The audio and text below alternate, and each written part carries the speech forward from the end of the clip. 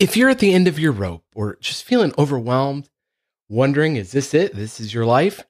There's got to be something more.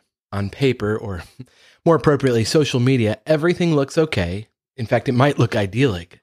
Some people have way too much time on their hands with Instagram. That's all I'm going to say about that. But of course, we know that's not reality.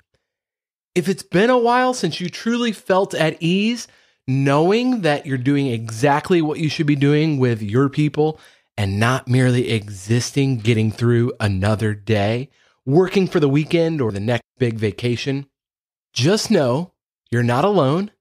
This happens to all of us. We all experience valleys in life, and more often than we'd like to acknowledge, we're not where we want to be. But remember, it's not always like this. The only constant in life is change. There will be peaks again. That's kind of how life works. It's not always high points or low points. We live our life in the in-between, or another word for that is the liminal space. So how do we make the most of the liminal space? Well, first, I'd like to suggest that you not quiet quit on your life. There's been a lot of talk about quiet quitting at work, basically, doing what you got to do to get by, but no more, and really checking out emotionally. Well, that's not good because you spend a lot of your life working, or at least most of us do. So don't quiet quit on your life either, because your life is precious and the only time you have is right now. This is the Next Simple Step podcast. I'm Paul Goldsmith.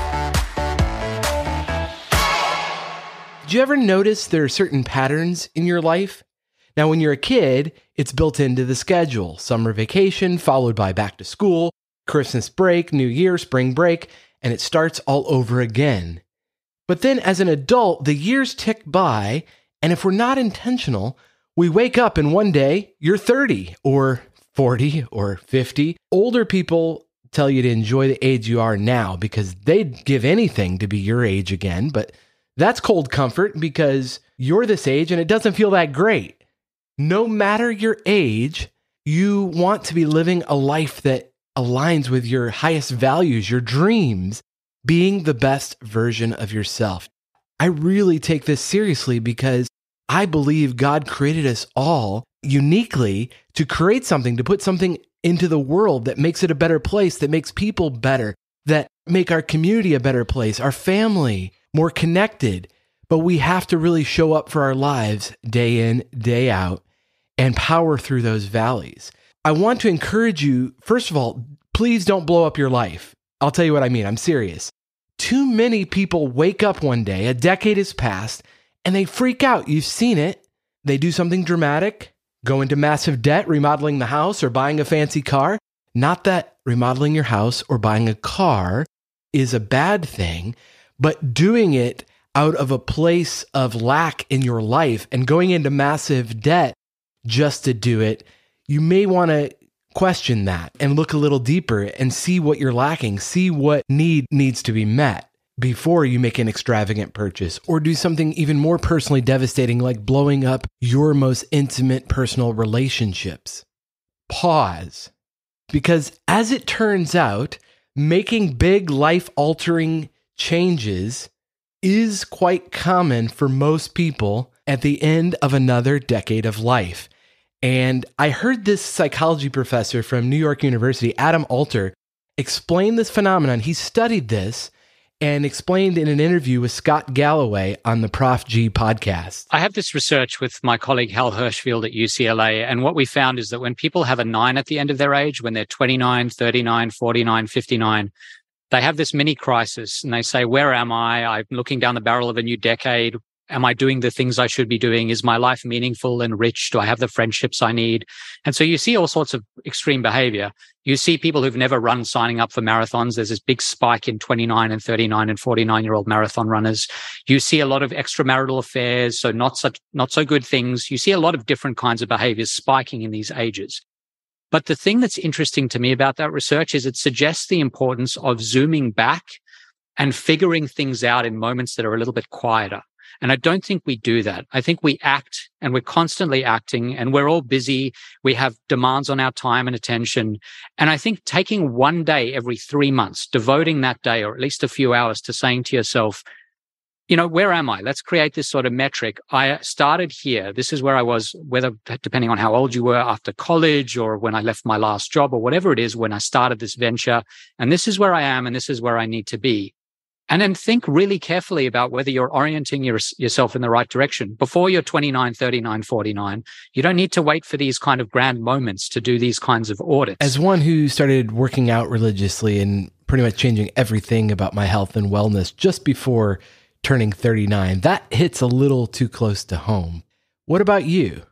I love Alter's advice there with zooming out of your life every 90 days to analyze, are you headed on the path you want to be headed on? Where are you going with the decisions you're making with your life? You don't have to be where you want to be ultimately, but are you on the path? And I'd highly encourage you to check out his book. It's called Anatomy of a Breakthrough: How to Get Unstuck When It Matters Most. And actually in the book, Alter encourages us to habitually question whether you're privileging short-term progress over long-term gains and make a point of learning the difference between paths forward. That's it. It's always short-term versus long-term. And in this liminal space between the peaks and the valleys, stop every once in a while, at least every 3 months, if not more, and review. If you keep doing what you're doing now, where will that take you in 3 years, in 10 years, in 30 years? And what might you change to optimize for the future? If you don't have a future goal in mind, then this is a challenge. You're aimless. There's nothing to shoot at but maximize your comfort now. So it's helpful to think about, where you want your life to be in the future, or your relationships with your family, your friends, or your physical health, and then work backwards to see what it's going to take to get there and trust the process. You hear that term. What does it mean? Well, it means you have got to look at what it takes to be where you want to be in the future, and don't analyze the end result by where you are today. I signed up for another half marathon this summer, and as I've been training, I have been really frustrated because my pace is a lot slower than I want it to be. And I'm trying to will it faster, but it just isn't getting there as fast as I'd like. And so I'm really preaching to myself that I have to trust the process. I've got a running plan, I've got a goal, and I'm going to do my very best to work the plan. But there's no shortcuts. I can't just wake up and will myself to run a certain pace. It takes intentionality and repetition, and that's with any goal that you want to accomplish. I just want to encourage you to zoom out and look at your life and decide if you're on the path you want to be. Don't take dramatic action without really analyzing, is that going to help you become the person you ought to be, become the person that God designed you to be, to create the things that you were born to create. If you'd like help in answering some of these questions and reviewing where you're headed and how you might make some positive changes for the path forward, let me know. I'd be happy to help. My number is 559-574-3210. Thanks so much for listening. I hope this has been helpful, and I'll talk to you next time in the next Simple Step Podcast.